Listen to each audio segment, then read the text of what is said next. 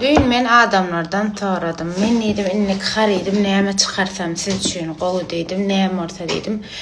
%70% direkt sonra deyipdir. %30%, %20% tuğuş deyipdir.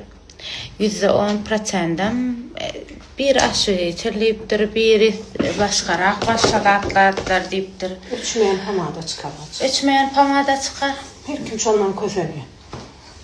Kalıcı makyaj ettirsin. Makyaj.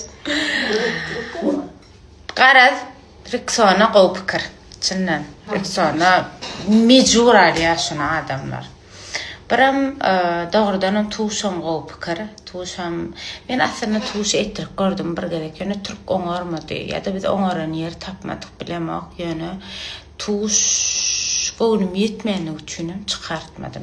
Men özüm gownum yetmeli bir zat üçin.